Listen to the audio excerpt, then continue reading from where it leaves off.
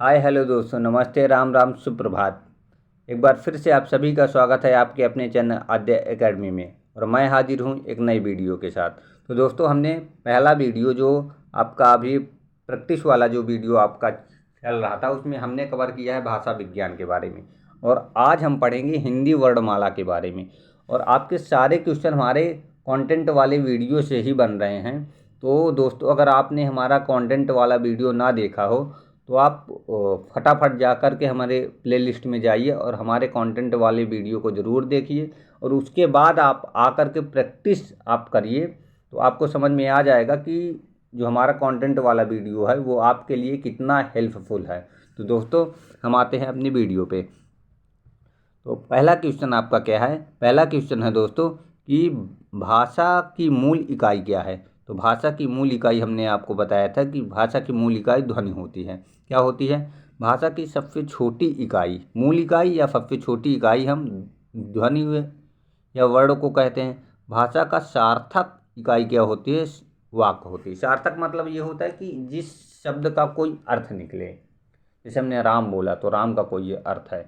और सबसे छोटी इकाई हमारी क्या होती है? ध्वनि होती है या वर्ण होती है।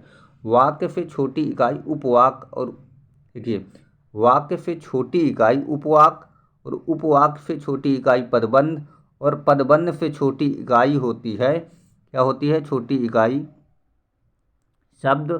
शब्द से छोटी इकाई अक्षर होती है और अक्षर से छोटी इकाई आपका ध्वनि या वर्ण होती है। क्या होती है? ध्वनि या वर्ण होती है। तो इस क्रम को आपको दोस्तों आपको एक बार अपने से आपको पढ़ लेना और समझ लेना है। तो शब्द की सबसे छोटी इकाई क्या होती है? शब्द की सबसे छोटी इकाई अभी आपको बताया है, ध्वनि या वर्ण होती है। तो शब्द की सबसे छोटी इकाई ध्वनि या वर्ण होती है। और हिंदी में कुल वर्णों की संख्या कितनी है? 52 शब्द हो जाते हैं। इसमें स्वरों की संख्या 11 और व्यंजनों की संख्या 33 हो जाती है। अजोग वह आपके 2 ऐड हो जाते हैं, जिसमें अंगा और रहा 2 द्वितगुण हो जाते हैं। द्विगुण जो ढा और ड और ढा जो हो जाते हैं। और 4 संयुक्त अक्षर आपका छात्र ज्ञ और श्रा हो जाता है। वर्णों के कितने भेद बताए गए हैं? तो वर्णों के आपके 2 भेद बताए गए हैं। कौन कौन से भेद हो जाते हैं? एक स्वर हो जाता है और एक व्यंजन हो जाता है। क्या हो जाता है? वर्णों के 2 भेद स्वर और व्यंजन में होते हैं। स्वरों की संख्या 11 और व्यंजनों की संख्या आपकी 33 बताई गई है। अगला क्या है? सा का उच्चारण स्थान क्या होता है? तो सा का उच्चारण स्थान आपका तालु हो जाएगा। क्या हो जाएगा? सा का उच्चारण स्थान तालु। तो दोस्तों, इसको आप हमारे कंटेंट वाले वीडियो में जाइए और स्वर ध्वनि वाला जो उच्चारण स्थान का वीडियो है आप उसको देखिएगा। आपको 4 या 5 मिनट का वीडियो होगा, तो उसको आप देखेंगे, आपका पूरा डाउट आपका एकदम क्लियर हो जाएगा। और आपको ज़िंदगी में कभी उच्चारण स्थान के क्वेश्चन आपसे कभी गलत नहीं होंगे। तो क्योंकि इसीलिए हम इसको डिटेल में ज़्यादा डिटेल में आपको नहीं बताएंगे, क्योंकि अगर हम आपको इसको डिटेल में फिर से बताएंगे तो ज़्यादा टाइम लग जाएगा। हमको सिर्फ क्वेश्चन करना है। और जो हमने कंटेंट में नहीं किया है या जो चीज़ इम्पोर्टेंट है हमको दोहराना है या रिवाइज करना है, उस चीज़ को हम आपको इम्पोर्टेंट के लिए हम आपको लाइन कर देंगे कि हाँ, ये आपके लिए इम्पोर्टेंट हो सकता है। और आगे 5वां क्वेश्चन क्या है? 5वां, कौन से शब्द रा ध्वनि रा व्यंजन वाला नहीं है? कौन सा जो है रा व्यंजन वाला नहीं है? तो मात्र हो गया, मूर्धा क्रम, इसमें तो रा है लेकिन मातृ भूमि में आपका नहीं है। अब ये जो आपका होता है ये री होता है, री वाला होता है। क्या होता है? ऋषि में इसकी मात्रा लगी हुई है, मात्र में आपके ऋषि की मात्रा लगी हुई है और सब में आपकी रा की मात्रा लगी हुई है। कौन सा व्यंजन नासिका द्वारा उच्चरित होता है? नासिका द्वारा उच्चरित होता है। तो आपका ड जो है, अड़ा अड़ा जो है ये आपका किसे नासिका से होता है। जिसे आपका ज हो गया, ड हो गया, द हो गया, तो ये नासिका। जो आपका पंचम वर्ण होगा, पंचम अक्षर, हर वर्ग का पंचम वर्ण जो होगा वो आपका नासिका वर्ण होता है। जैसे आपका कौन सा हो जाएगा? अंगा हो जाएगा, इया हो जाएगा, अड़ा हो जाएगा, क्या हो जाएगा? अड़ा हो जाएगा, ना हो जाएगा और मा हो जाएगा। ये आपके हर वर्ग के 5वें अक्षर हैं, इन्हीं को हम नासिका वर्ण करते हैं। और इसी में से आपका देखिए क्या आया है, डा।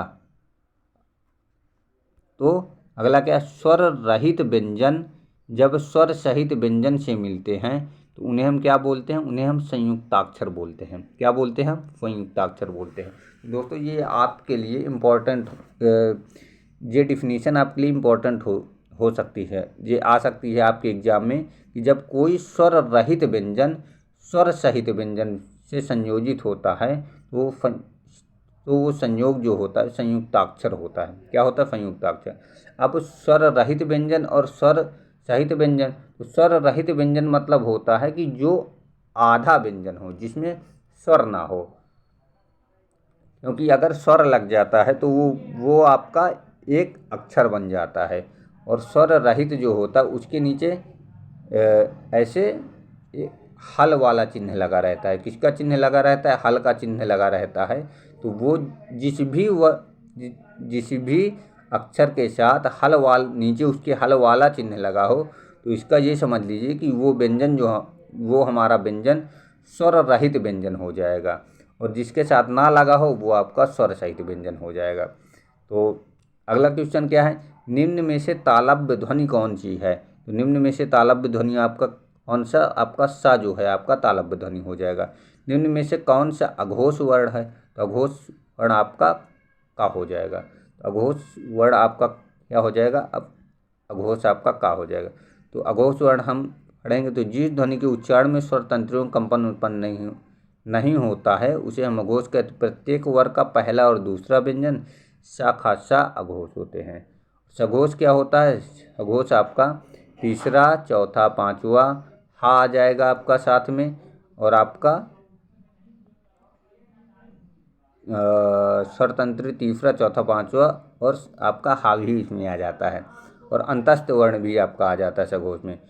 वर्णों के समुदाय को क्या कहते हैं, तो वर्णों के समुदाय को हम वर्णमाला कहते हैं। क्या कहते हैं, वर्णमाला कहते हैं।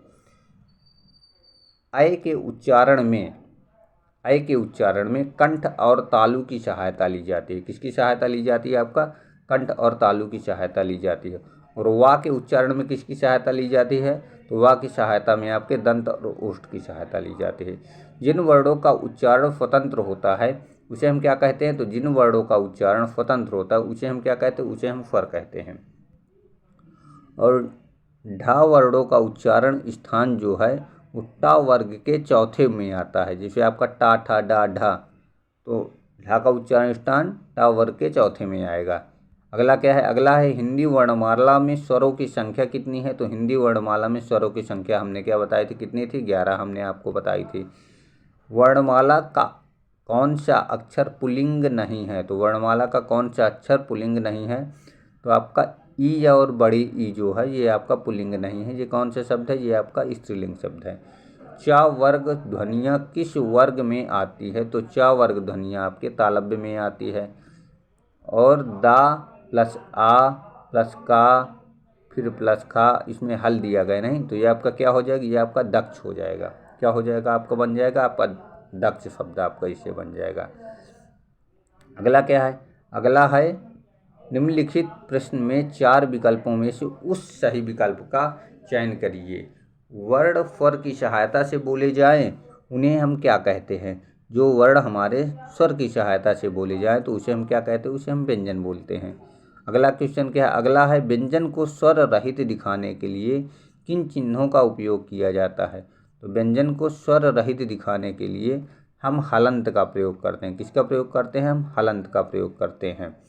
अब अगला और इस चैप्टर का लास्ट क्वेश्चन है हमारा, निम्नलिखित में से कौन से शब्द री की मात्रा का उपयोग किया है। तो री की मात्रा हमने री आपको बताया था कि ऐसे री का मात्रा होता है।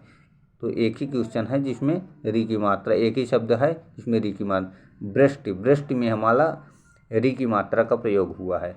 अब इसी में हम तद्भव तत्सम का भी हम कंप्लीट किए लेते हैं, क्योंकि ज़्यादा नहीं 15 या 20 क्वेश्चन इसके भी हैं, या हम अगली वीडियो में देखते हैं।